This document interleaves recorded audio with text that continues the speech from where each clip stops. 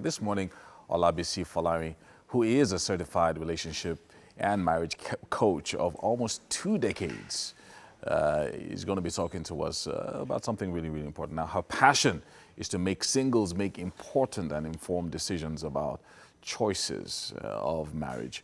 And on the show today, she's going to be talking about leveraging intentionally on love languages to enrich your marriages, relationships, and whatever else you're involved in.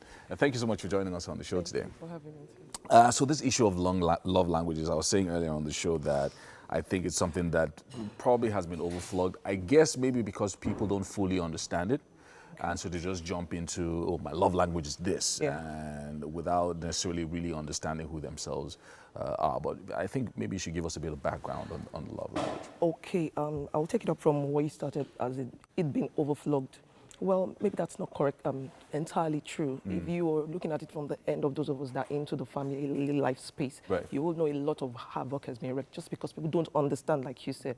It's not just something vague like that. Now, love languages can be expressed, they can be spoken, and they can be received. So the whole essence of love language is to be able to effectively communicate love to your partner. So it's about effectiveness and about communication as well. Love, right. Because there's a way you actually love your spouse, but you're not communicating that love. The person is not feeling it. You understand? You actually love them, but they're not feeling that you love them because you're not communicating it effectively. So that's what love languages seeks to do. Just like any other language. If I'm a Yoruba lady and I want to speak to an Hausa guy, for me to be able to effectively communicate to him, I have to learn that language, especially if that's all he knows. That's his primary language. So if I'm speaking Yoruba to an Hausa guy, I'm not communicating because that's not his language. Just like with language, there are dialects of love language. That's another thing a lot of people don't know. We just know the broad-based love language. So I guess maybe that's where a lot of people are also coming from. So they just feel like, okay, let me shy away from this. But now that you're going deeper into it, I guess. Okay, so maybe we should just talk about the 5 love languages. So we have acts of service, we have receiving of gifts, we have physical touch, we have quality time, and then affirmation. Words of affirmation. So let me just run through like words of affirmation. Words are a very, very powerful tool, not just in marriage, between any individuals. You can actually make or mar a person you're in a relationship with just by the words you speak. You know, scripture says something about that. The power of life and death lies in the tongue. So there is a way you can build your spouse. You can wreck them just by the words you say. You understand? A spouse that is constantly being affirmed.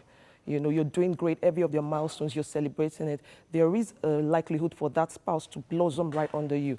Or whether, if you're doing the opposite, you're always saying there's nothing good about you. I mean, I just don't know you're useless. You're useless. So words are so powerful.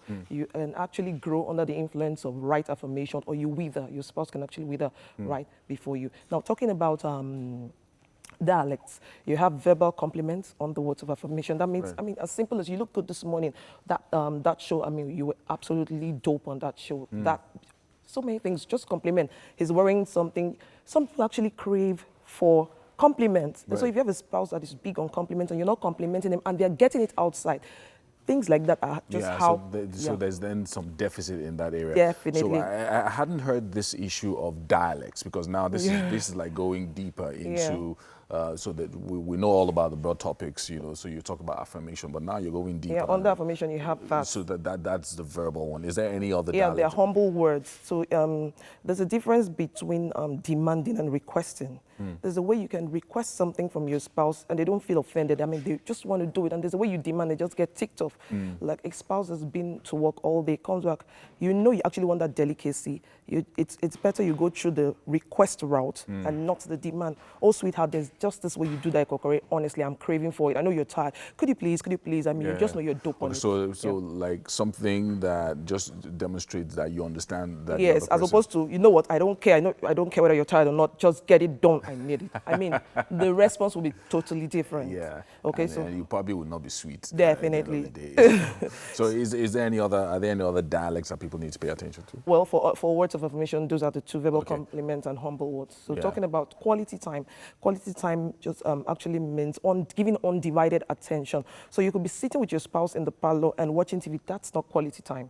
You want to narrow it down to quality time. You need to switch up that TV set, have a good conversation about how was your day, what happened, you know. But there's people no don't do that much now. No, they don't. Too many distractions, electronics, phones. Yeah, and, so and that's why I like wanted to disagree a bit with the fact that it's been overflogged. It's not. It's just like you also said, they don't have a deeper understanding. People don't have a deeper understanding. Yeah, so that's not quality time. You're just, and then under quality time, we have dialects as well.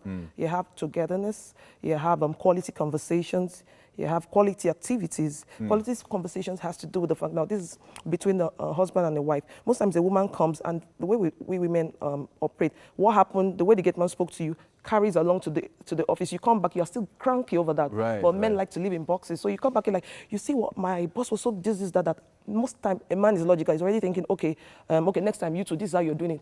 That's not what she's asking for. Right. She just wants empathy, sympathetic listening. So that's a quality conversation. Now, quality activities are things you enjoy doing together. The purpose of quality activities is not so much of the activities, but what you achieve with the activity. That's intimacy. Do you understand? So you're playing together. Let's say a father and a son playing. All right. It's not so much about the ball he's playing with his son, but the memories, the intimacy, the bonding that you're getting from that. So these are some of the things that I feel like people need to be paying more attention to than just the broad topics and saying that, oh, I like receiving gifts. Like, you know, that's what your life is all about. We have to take a break now. I don't know whether we have time for even more after the break or. Okay, so we'll continue this some point next week, because I feel like we're really going into some deep areas that people need to learn from. But thank you so much for joining us on the show.